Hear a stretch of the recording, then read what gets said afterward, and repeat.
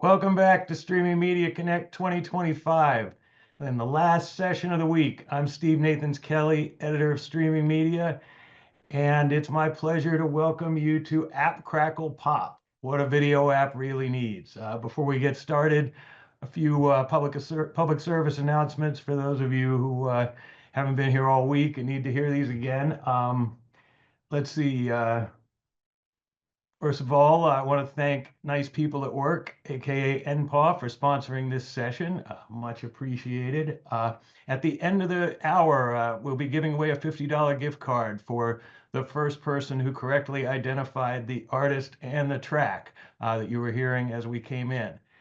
And of course, as always, chat in the chat and use the Q&A for questions for the panel. Chris will take questions at the end of the session. And sessions from all 3 days of Streaming Media Connect are already appearing on the Streaming Media YouTube channel. Bill Spence will be putting that link in the chat. And join us back here, May 20th to 22nd, for the next Streaming Media Connect. The call for speakers is open, so if you want to be on a panel, you want to propose a topic, please follow that link and send it over, and we'll be working on the content of that over the next couple of weeks, so your input will be much appreciated. And now I'd like to welcome the one and only Chris Pfaff of Chris Pfaff Tech Media, who I believe always closes the show at Streaming Media Connect. Well, it's kind of like Hendrix at Woodstock, except there's no mud, and people are wearing clothes.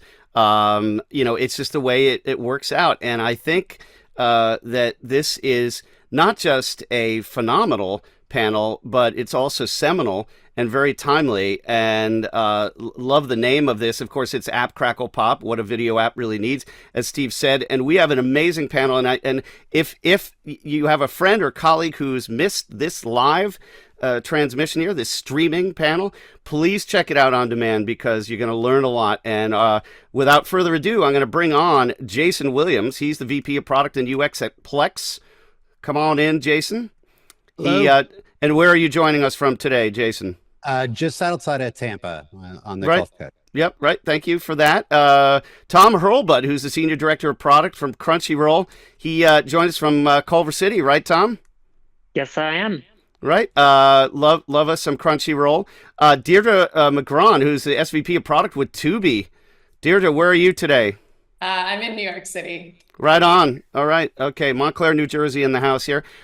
We've also got Ankit Awasthi. He's the software development manager at Amazon Prime Video. And he joins us from Seattle. Welcome, Ankit. Oh.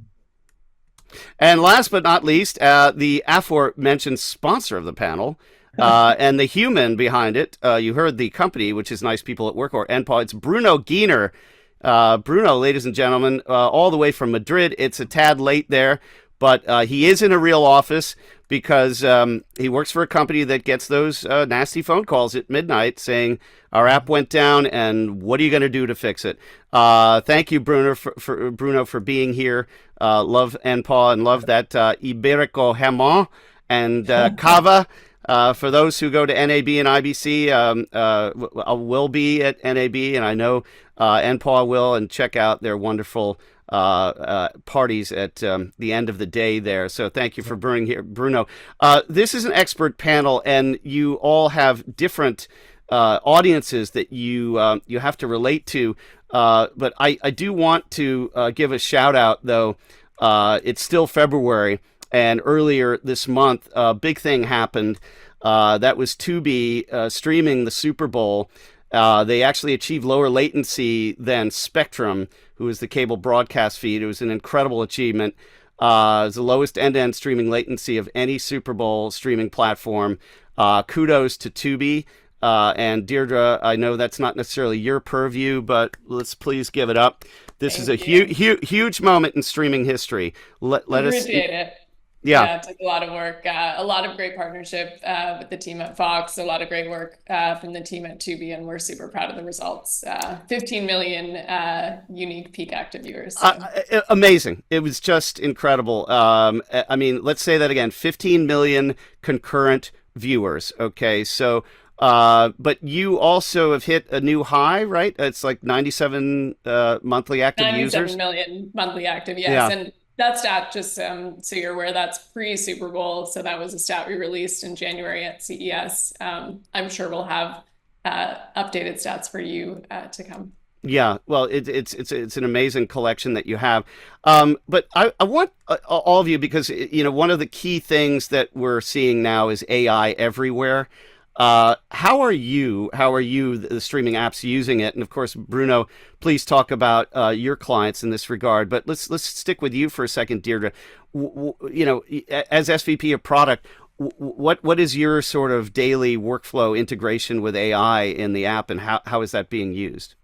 Yeah, great question. So I'd say first and foremost, AI is just such a powerful tool to ensure we're providing the best recommendations possible. Our library is 275,000 titles, and we need to ensure we're showing you the best title in that moment. And I think what we do, to ensure that is making sure our understanding of the content is very deep. So we use AI and we use APIs to ingest a lot of off-platform content metadata that's more robust than we would get just with the video asset alone. So to kind of bring this to life, we factor in a lot of different attributes. So the setting of the title, the era, the mood, the music, the dialects, like we get quite specific in what we know about that piece of content. And so if you're a sci-fi fan, we can recommend a sci-fi film knowing what planet is it based on? What galaxy is it in? Does it have a cliffhanger? Is it in a parallel universe? So we really like to use, the power of AI to develop a better understanding of both our users and the content, and then make the best match possible. Right, and thank you for that. And Ankit, of course, you're in an interesting position being part of Amazon, which of course has a very mature AI product, but specifically for Prime Video.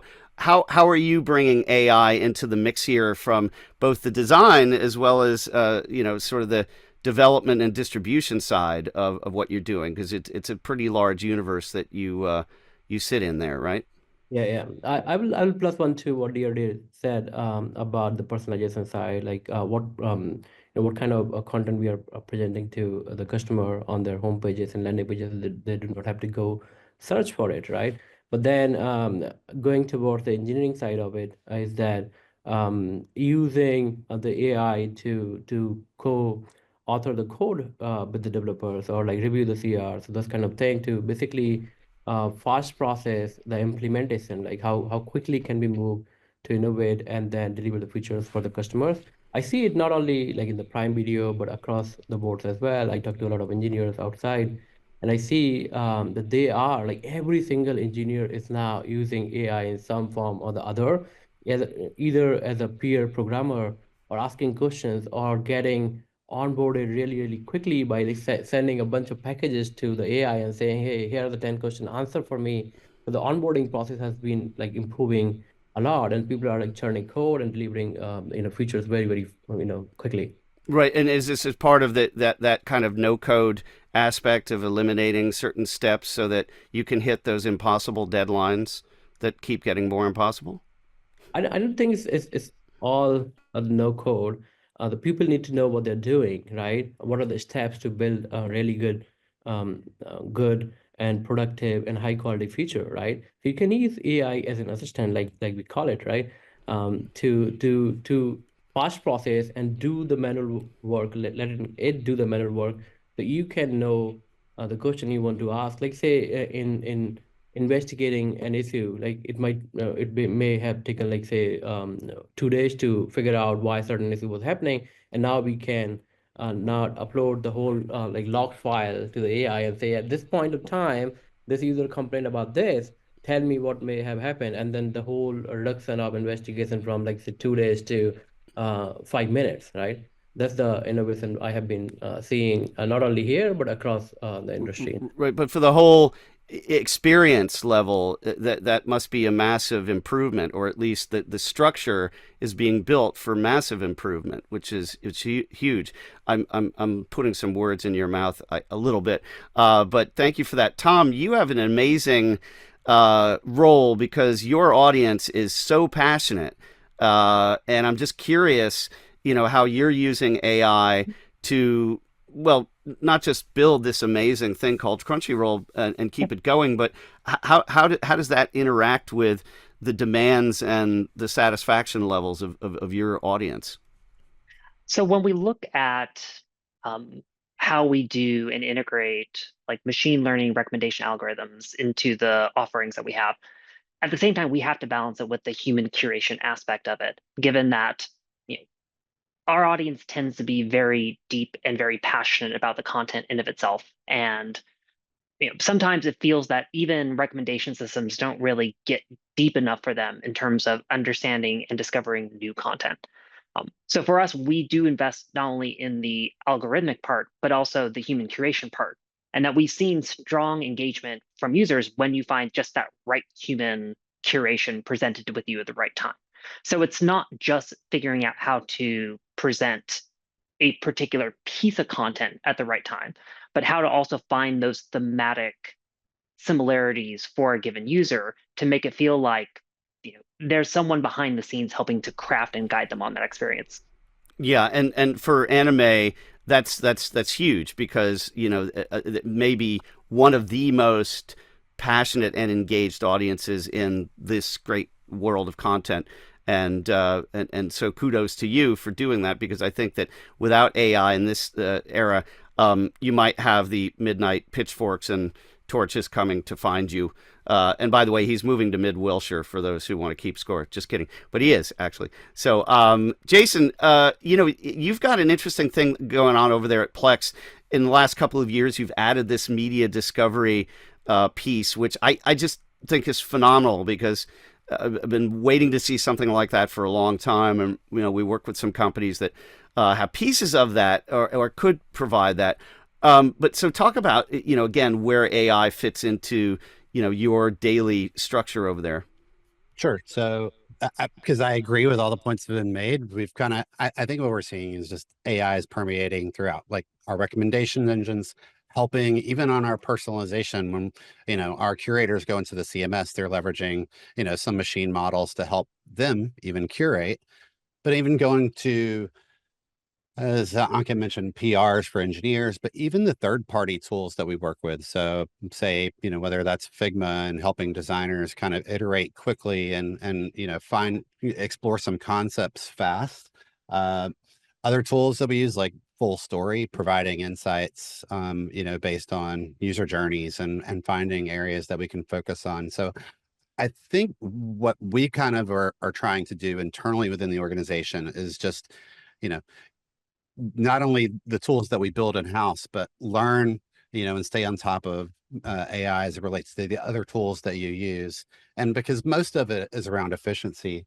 I know user testing is another big platform we use to iterate and do some early testing with users. And a lot of times we're doing moderated or unmoderated studies, and, we can go back and watch that video. But if AI can actually, immediately after that study is over, provide some, fast insights while we continue to drill in, we're just able to move a lot faster in areas that we weren't before. Yeah, and Bruno, in your situation, is this something that you're working on with partners?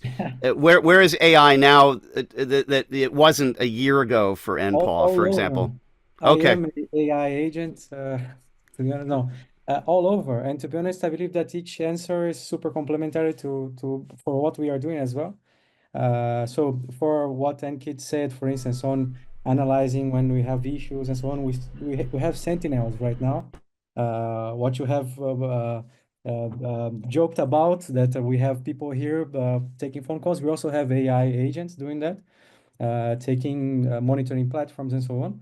On personalization and on that, on Jason just said, on accelerating actions, on making things faster and so on, we are working a lot, especially on building a ground base of understanding for AI models to take decisions on.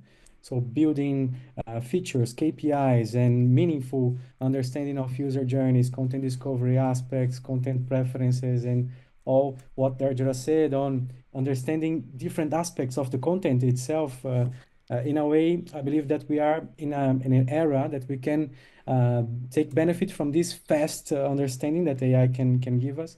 And to enrich our ground base, it's a super good strategy. So Yeah. we are on all fronts, I'd say. That's great. Thanks for that. And I would think that you're only going to build further upon that as we see these revs spinning faster.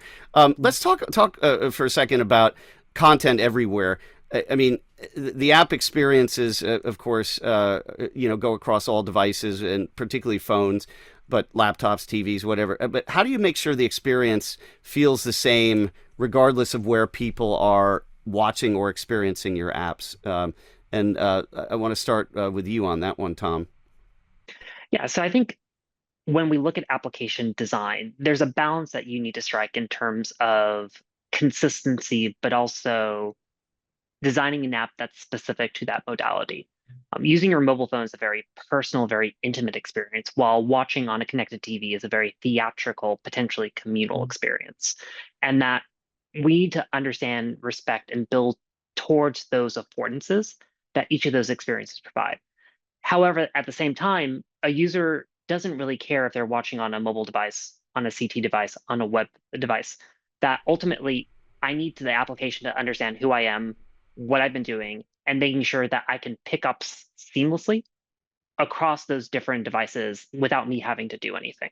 So how do you provide that type of orchestration in a way that is immediate and effective while also feeling like we're doing a great job building a TV experience versus a mobile experience? Yeah, and I mean, Deirdre, you've got a situation with explosive growth here. I mean, talk about that, because like others, Jason said he was streaming Tubi. I was watching on Spectrum, but also streaming it on my iPhone 15 Pro Max. Pretty damn good. So talk about how you're looking at this multi-device universe for what you've built. Yeah, it's a great one. So one, I'd say that, we see a lot of value in encouraging multi-device users. What we observe is that a user who uses Tubi on more than one device is just more engaged overall. And mobile for us is also a really powerful top of funnel tool, especially for users who are just curious to see what's Tubi about, what's in their library, is it truly free? Do I want to register? Do I not? I think being free, we're so accessible on whatever device, is your preferred device, and folks will come and just learn about Tubi and make a decision if they want to kind of commit to a view or commit to an account. And I think to plus one what Tom was saying, we do treat mobile as kind of a distinct and standalone platform where the experience needs to be tailored to the fact that you might be on the go. And so one feature we introduced, which folks might be aware with, is what we call scenes. And this is how we entertain users through shorter, more engaging clips. So it's not full long form playback. It's just a short, top scene from the piece of content. And we want users to engage with those smaller bites that suit, their intention and where they are in their life, really. Yeah, it seems like a great design decision, but also programming. Right? I mean, that's the curatorial side of it. Ankit, or Agentic Ankit, talk about what you're doing with Prime to ensure that there's this unification of experience across devices. Yeah, I think Tom, shared very well about you don't have to have a similar experience on TVs and phones, because the users who are using, let's say, an iPhone and Fire TV or in a Roku, they may not be using the Apple TV, so you don't have to have like similar experience across the board. But it's good to have, and you have to have some kind of specific to that platform experiences as well. But to answer your question, I see two kinds of patterns, like how people are using multi-devices. One is that, say, you're watching a content, you have your kids' soccer class, and you're watching a content, and you want to go home and start watching on the TV immediately. So it is important from engineering perspective and the user's perspective is that you are synchronizing your watch progress and then user activities across the devices, right? So when you go home, you need to do that. Other thing is that something is called multi-device companion mode. I see this feature in YouTube a lot. Like when I'm watching something on the go in my car and I go home, it immediately asks me, hey, do you want to now watch this on the TV? And I say yes, and it starts, showing that on my TV. So it also had this contextual awareness about where I am, like where I am watching this thing, and then providing that proactive kind of a trigger or guidance to the user that you can have a better experience on these bigger devices in there. Yeah, and I think that as you said, that the contextual awareness is amazing, and of course, we'll talk a bit about network awareness and things like that. But Jason, talk about how all of this feeds into what you're doing at Plex. Yeah, sure. So for us, it's mobile is definitely going to end up being very unique because we're not, our goal is to not necessarily just be a consumption platform. Um, you know, the role for mobile on Plex, well, sure, there will be consumers, but we're hoping that over time, like, people are coming to Plex multiple times on the day to add to their watch list, to be able to see, like, social connectivity, what people watched and their friends are watching, and like, their review, and you be able to provide feedback. And so you can imagine, if we're building this social space, mobile takes a very different role.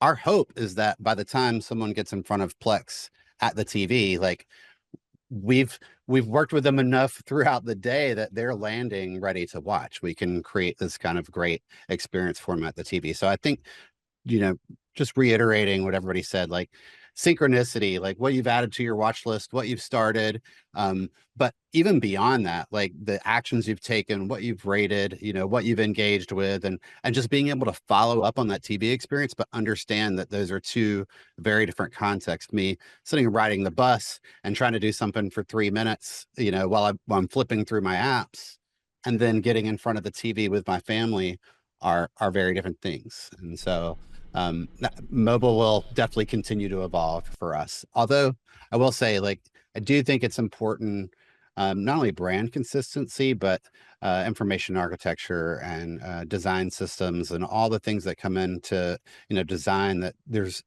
familiarity. So if I can seamlessly still move from one platform to the other. And that's one thing that we're continuing to try to improve upon, so that every TV app, it doesn't matter if you're moving from a Roku to a Fire TV, to a Apple TV.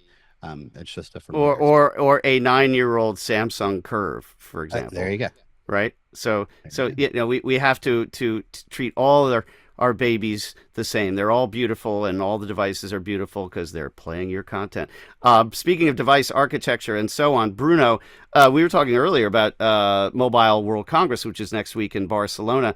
I mean, typically, that's a big powwow, as many of us have gone many times, for what's new and different. But do you find that this idea of the device, the unification of experience, or being able to maintain that's something that you're working on quite a bit with your clients? Absolutely. Yeah, we do that, right? We do the playhead tracking from different devices, the content recommendations device wise.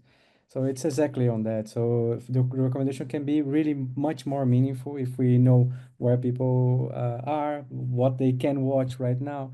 So this type of contextualization is something that we get a lot of requests from customers, but especially this playhead tracking across devices. It's something that we have been implementing a lot past year, especially.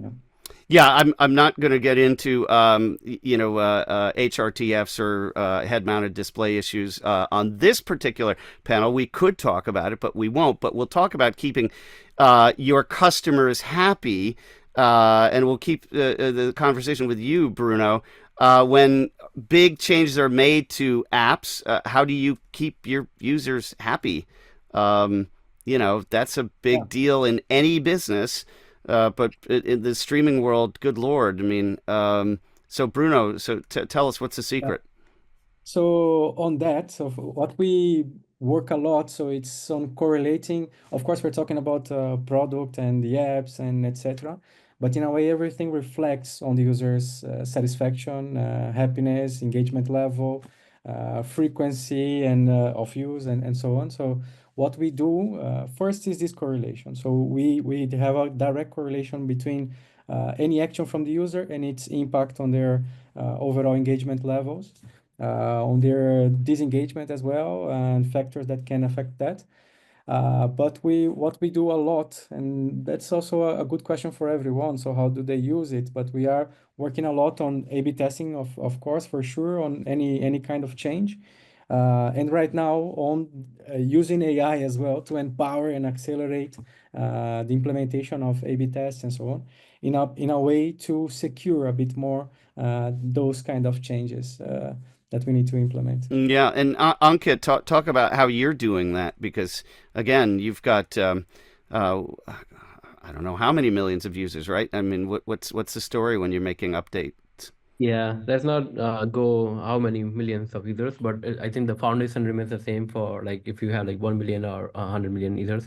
So we do, and when I say we do, and that has been my experience across the companies, there are different types of customer feedback you can receive. One is where you are thinking about launching something, right? Then for that you go and do like smaller user studies, ask people and understand if they really want to, what the customer really think about And it, right? how are you selecting them? Is that a focus group? Is it users within your? I mean, because I think that's a really interesting. Don't give anything away, or maybe you want to. But yeah, what's the story there?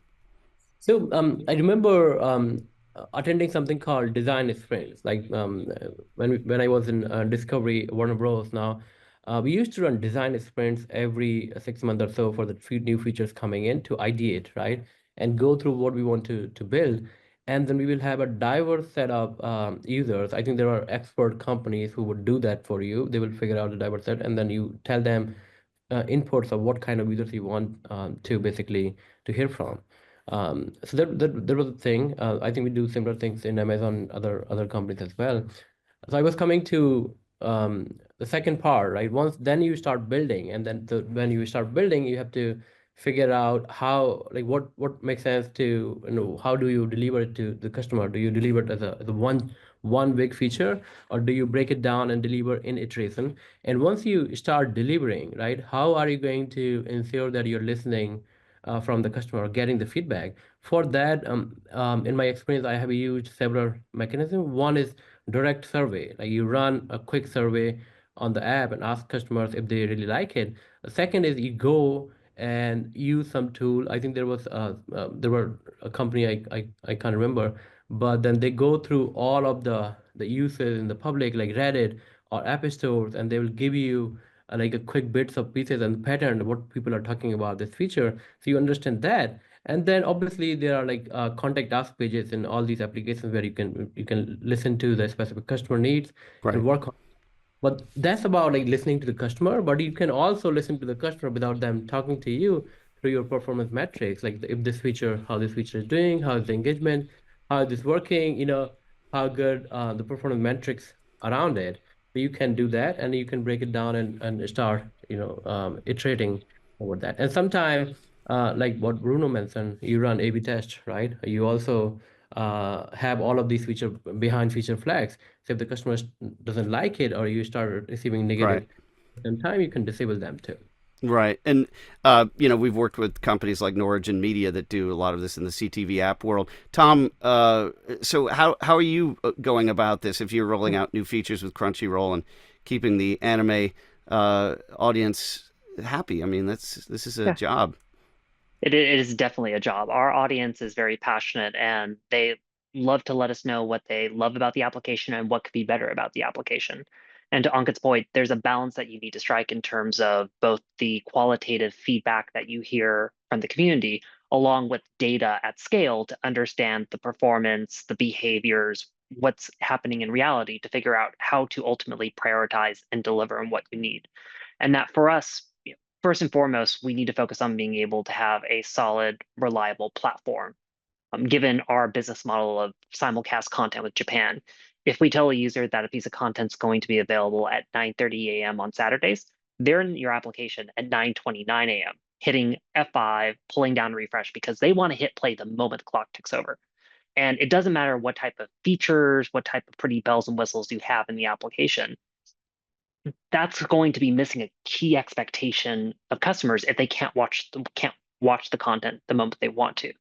So we need to make sure that we hit those metrics before moving on to adding other delightful features around organization, browsing, subdub, presentation, to make sure that we hit that experience. And that as a result, we need to be able to be as lean as possible when it comes to reducing the barriers for releasing features. We talked a bit about feature flags, but at the same time, we've also modified how we do deployments overall to make sure that changes we make to web are integrated with continuous deployment, continuous integration, where the moment an engineering team checks in a change, a couple minutes later, it's in production testing with your users. Like that's the level of rapid development deployment that we need to be acting at this age. Yeah, I think that there's an inevitability there, but at the same time, it's. I mean, you've really got to hit the mark, and I love the idea of somebody hitting refresh, 100 times the minute beforehand. That's a great use case there, and I'm sure, Deirdre, that now that you've built up an even greater expectation for Tubi, I mean, never mind live. I mean, you've got a big content library. What's the story there in terms of new features and how you keep the satisfaction level up? Yeah, so I would echo that we also primarily listen to users through data. So A/B testing for sure, anytime we have new features. We also do longer term holdbacks. So we will hold back a feature or set of features from an audience to see the long-term impact on behavior. And we'll do that with features. We'll also do that with subsets of our content. So we really want to know, which types of content, which genres are driving incremental view time and positive behaviors. And so we'll hold back slices of those just to measure that long term. And then I would also echo, a Tubi user is very vocal. They like to speak to us through off-platform channels, and Reddit is a big one. We really do monitor what people are saying and take that feedback seriously. I believe an hour ago, the team was actually running a Reddit live event to engage live with users. And it's been a fantastic channel for us to hear about feature requests, get feedback on what we've launched, and it's relatively real time, which is great. That's tremendous. And going back so many years, some of the best comments that you'd find in any online forum would come from, other tech users, designers, developers. So somebody should write a book about that. Jason, so how are you keeping the Plex audience happy if you are upgrading features? It can depend on what audience you're talking about. There you go. We have very obviously Plex has very different audiences depending on what specific areas of the app you're using, but we do approach it the same no matter what. I almost don't even know what to add based on the things that the panelists said here today. I've got a question for you. So how do you get good data without annoying your users? It's sort of a different way to phrase this. So there's two ways. Obviously, studies and metrics, and I think those have been mentioned. But for us, particularly on studies, like before we're even going to work on a feature, or we're in the design phase, or we want to improve an existing experience, depending on the need, we'll do small interaction studies, which we can blast out to a wide swath of people to get quick feedback real time, and then we'll do more unmoderated larger studies, and that might be an interaction model, a prototype. And then we'll do moderated studies. We actually just finished a very large moderated study as of recent. And from there, we brainstorm all the things that you would expect a product design team to do, work up, additional prototypes, do additional testing. But then what we try to do is almost everything that we're building through that process on the backside, we'll either do A/B testing, or we will do feature flags and roll that out to a percentage of users and make sure that the actual user feedback that we received is aligning with the data that we're looking at afterwards. And each one will have unique KPIs. So I think that's the biggest thing in experimentation. Like, what KPIs are you looking at for that particular experiment, right? Are you trying to increase duration of watch time, or are you just trying to get them down a particular journey and register? So I think that's the biggest thing, is taking the time to figure that out. And so I want you to talk a little bit about Plex, but before I prompt you on that, so how is your media discovery, your feature been going? It's been what, 3 years now? Is that right? Yeah, so I mean, different parts of it have rolled out in different points, but yeah, almost 3 years ago, we launched kind of the discovery section of the app. That's been permeating more and more throughout the app along the way. But I'd mentioned this earlier. Flex's mission really hasn't ever changed. We were always ourselves media enthusiasts, building for media enthusiasts, and there was also kind of always the social component to Plex. So as we've evolved over time, technology's evolved. We really felt like there was an opportunity in the space. You guys have probably all participated on panels over the years related to the fragmentation of the isolation of, hey, this content is owned by this content producer, and this app has this original content, and that we just felt there was a real problem in the space that for years before that with the media server, we had kind of been, for those users, they had been addressing themselves. So we wanted to bring that kind of full front. So since then, yeah, it's grown in terms of, I can tell you, like, our universal watch list. So for those who don't know, if you open up Plex, you can search for any movie or show, and we'll help you find it, whether it's on Tubi or Netflix, or it's on our own, AVOD or Amazon Prime Video. Or Amazon Prime Video. Sorry, I wouldn't leave you out, Ankit. We have a big relationship with Amazon too, so we're good. So as part of that, we added things like the universal watch list, which I think at this point we've had over 30 million users create and use a watch list just since that launch. We know that people building up this watch list, anybody that has developed a watch list, engages is like 80% more with the platform. So we started really seeing signs and people linking off to other platforms and watching trailers of this new content that's coming out. We started seeing the signs that this is something that people really wanted to do. And honestly, our engagement for those specific areas of the app has just continued to grow rapidly. And we're pretty excited about it. We feel like, you layer on the social components where you can then have a network of other people, and you're seeing what they're watching and, what they're reviewing. And I think, it's a pretty unique experience. So. Yeah, and really amazing work. I want to stay with you now because I feel I need to talk about performance on game consoles, and I want you and Tom to sort of talk about this in partly because of Plex's media server history, which is I find fascinating for those who don't know. But is that something that you look at, whether it's Xbox or PS4 or whatever? Yeah, I mean, it's how you had kind of alluded to. That's how we started, right? I mean, we were a fork of a project called XBMC. Right. I mean, those don't know, really a rich experience on the TV really started with game consoles. I mean, that was where you kind of had that was your first set-top box, right? Like that had a interface and apps. And so we were fortunate enough for, the folks who originally started Plex, that they kind of had the vision of, hey, this is where it's going and people want to watch distributed. And mobile devices were starting to come out. So you had out of home people, people wanted to watch video out of home as well. And they had this massive kind of collection of DVDs and Blu-rays. And so, right place, right time. We've kind of built an infrastructure where you set up this server in your home and you load up your DVDs and Blu-rays, and then the technology. This is where we really gained a lot of the technology and streaming and media playback and supporting of all these codecs and containers.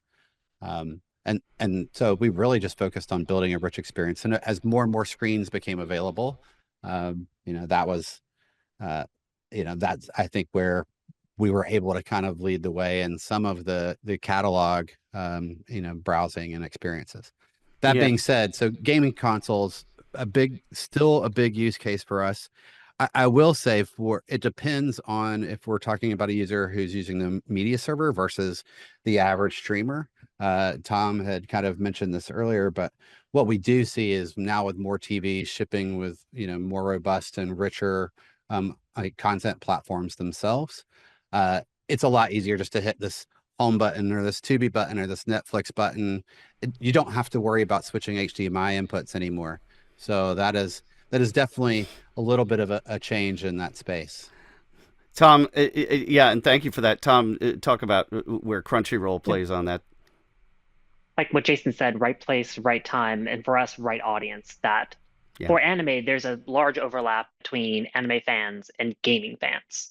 So back when Crunchyroll was really trying to scale in the early, I guess, 2010s, being able to have one of the first media apps on PlayStation 3 and Xbox 360, it helps set the foundation for, TV as a way for you to watch content, watch anime, which at the time was fairly novel in terms of being able to watch content connected to what was becoming more prevalent HD TVs.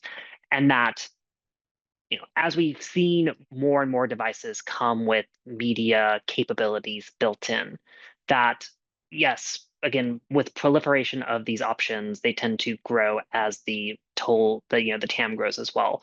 But that we've still continued to see consoles overperform relative to the general industry in terms of content consumption, just because our audience, and especially our most passionate audience, have that crossover and are more likely to have consoles to play their games that they can then easily switch into watching content when the time is right.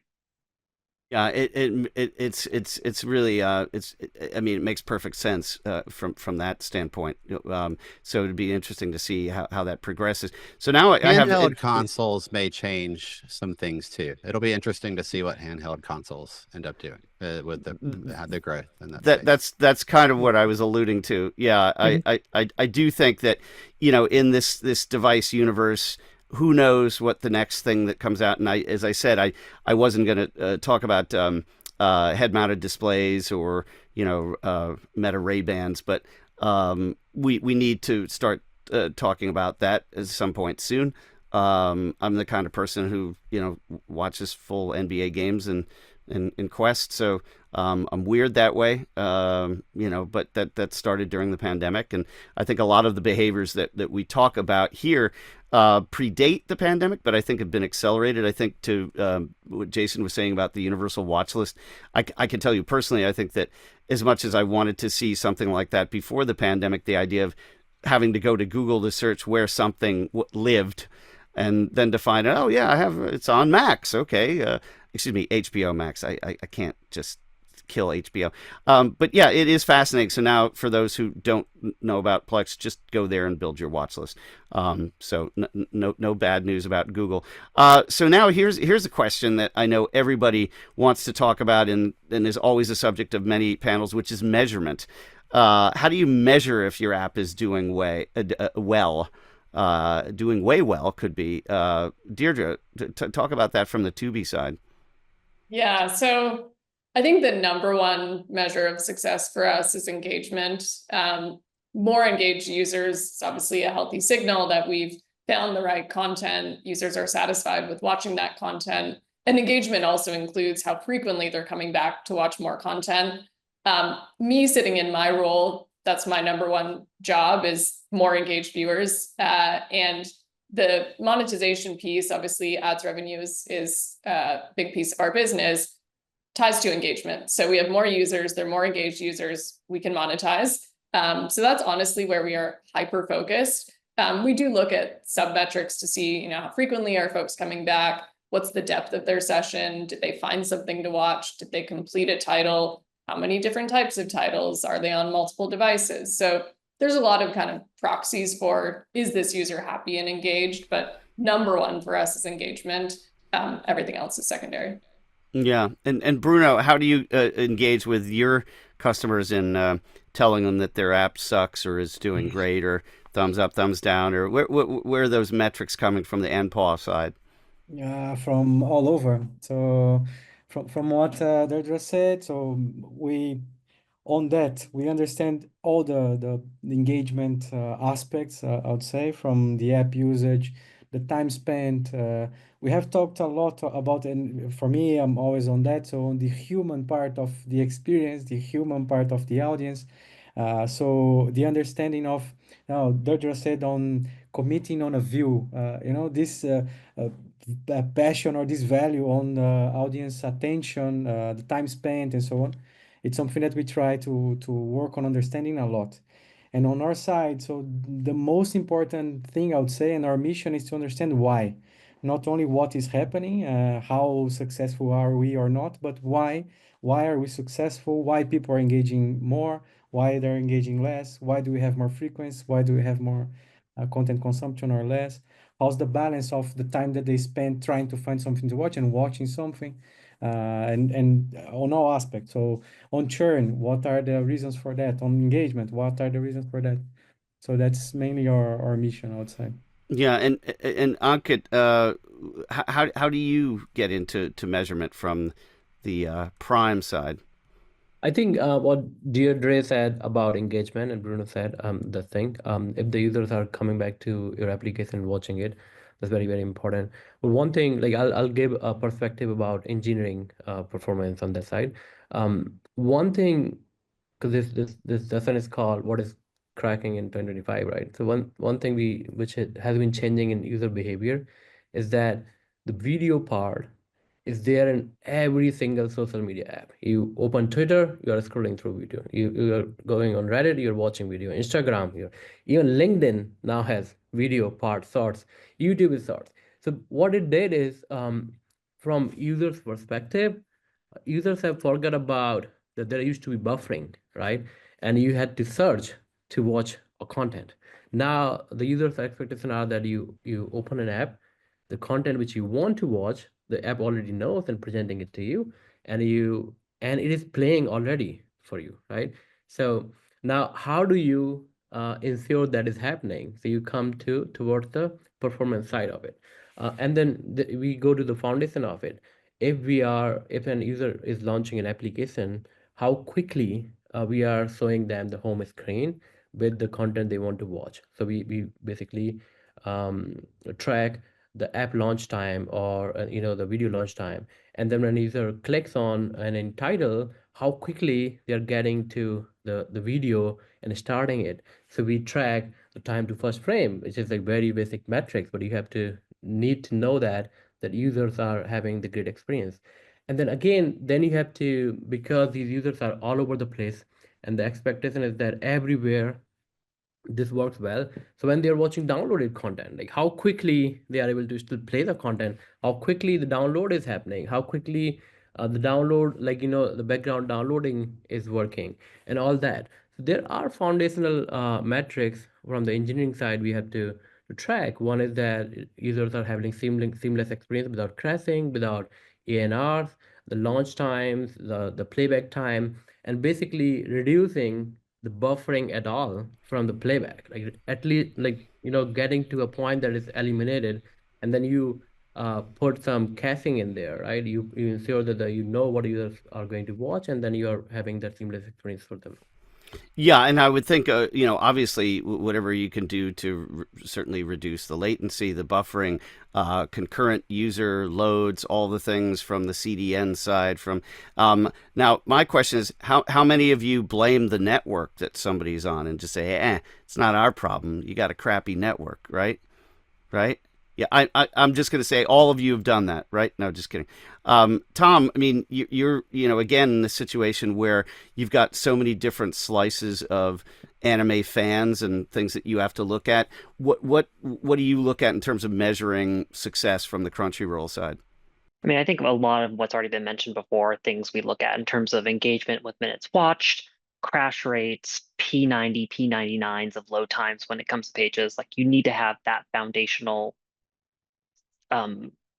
solidity in place to be able to make sure that you can meet your customers' expectations. I think something additional that we look at is understanding the eventing within our systems and being able to classify them in terms of moments of sadness and moments of joy, where something like an application crashing, it's just taking too long for your video to load.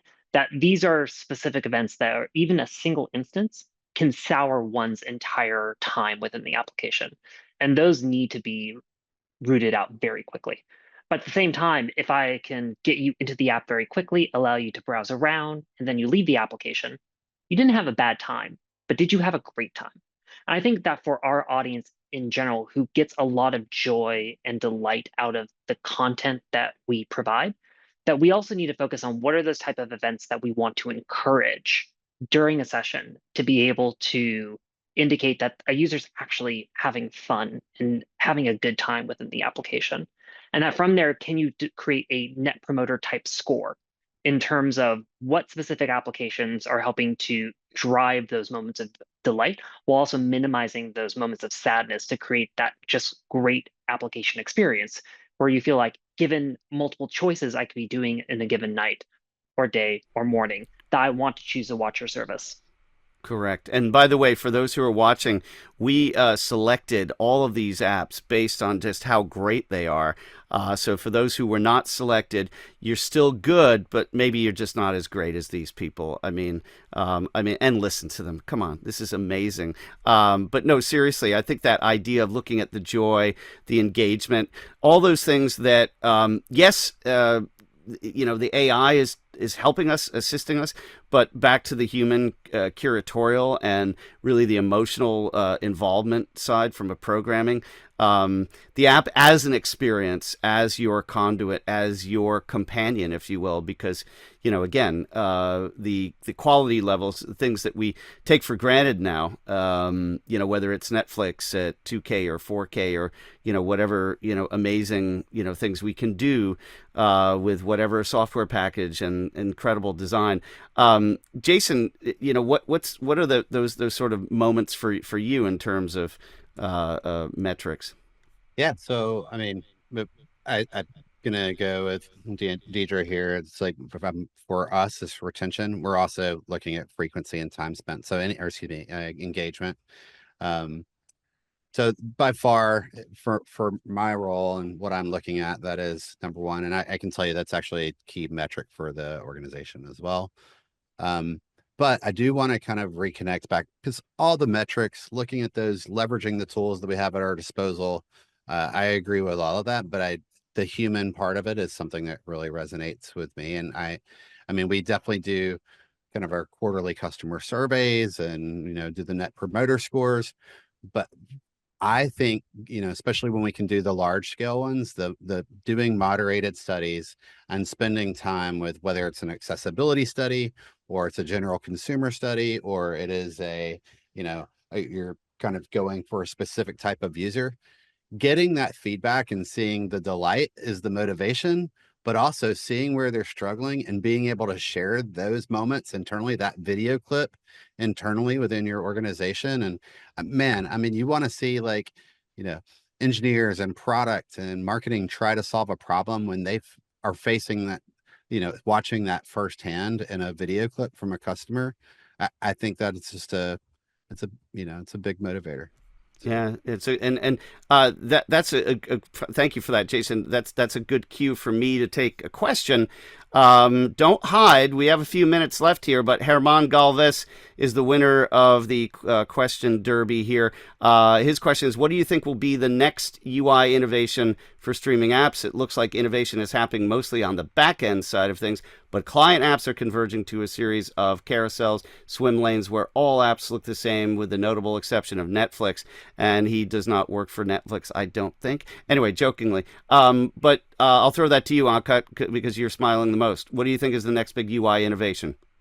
I was smiling because I have the same kind of style. Like, when are we going to see a better UX on the mobile? I think when we started streaming application, we started with CTVs, and then we kind of copied over everything on the mobile. Like, every app Mm-hmm. looks the same, and every app looks like it's a miniature version of the TV apps, right? So I hope, I can see some news coming out from across the companies as well, that people are actually trying to change the UX. I think we also talked about um, when you make bigger changes, how should they be done? So I see like all the apps are trying and playing with the changes coming in. So I can totally see that the changes are going to come, and I can see that they are already happening. Like, Netflix is one of them. where they changed recently, right? Mhm. Here. So I would So hope. so very soon. So so that's very soon is Ankit. Deirdre, what about you? What do you think will be the next UI innovation? And Yes. are you already working on that? We're always working on UI innovation. So yes, you will see, even on CTV devices, changes from us. But I think from my perspective, the discovery process is still relatively burdensome. Finding what to watch is not a joyful experience. And I think what Ankit raised is user expectation now is you open an app and you're entertained immediately. And I think with that as the premise, we'd love to, and I'm sure others would love to test how we entertain a user from second number one. And that might be a video forward experience. It may not be. But with that as the premise, I think that's the direction we'll see folks going. Okay, excellent. Jason, what about you? Yeah, I mean, for CTV, I think we're going to see, especially as AI continues to grow and it's starting to move into the UX space a bit more now. It's I think, a little harder for AI to tackle UX, but it's getting there. My hope is we actually see adaptive UI. So where I can actually go up to my TV and maybe it knows me, maybe I'm asking a question. I don't know necessarily. There's probably gonna be a lot of places for trigger, but based on the context of what I'm asking or what I'm expecting, we see the UI that suits that experience. Adaptive UI. So that's what you're looking at. That's excellent. Tom, I'm going to throw this one to you. What I say is that it's, I think, difficult for me to answer around the industry as a whole, because when we think of innovation at Crunchyroll, it's how we can really serve an audience that is very passionate about the medium, where anime isn't just a body of content, but almost kind of an identity and a community for these users. Right. And that we need to be focused on how to solve for them and solving for them well, given their unique constraints. So community-based UI and perhaps adaptive. So Bruno, quickly. Yes. So I just wanted to say to Jason that if he wants to set up a company and build that, I would love to. So adaptive UI, because right now it's super easy to give on a API endpoint what should be loaded for each of the users.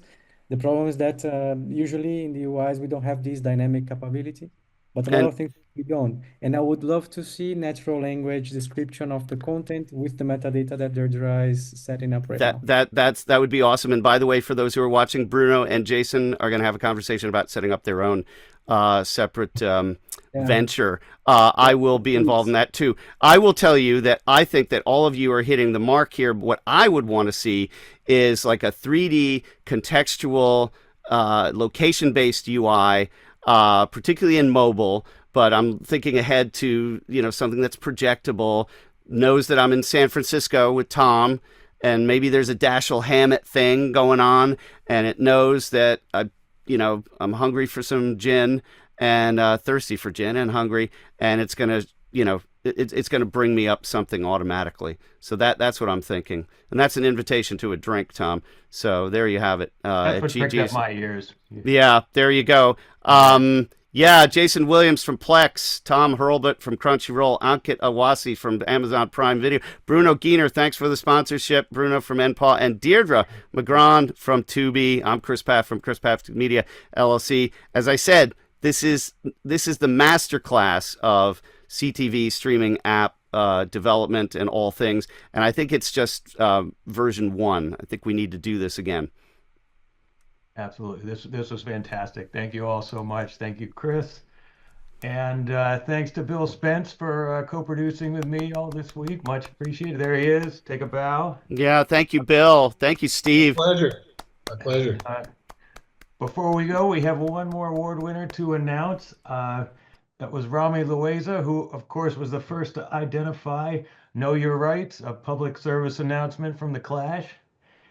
And thanks to NPAW for sponsoring the session once again. And thanks to all of you for joining this week. And remember, we'll be back May 20th to 22nd for the next Streaming Media Connect. So we hope we'll see you then. Thanks. Thank you. Thank you. Thank you, everyone.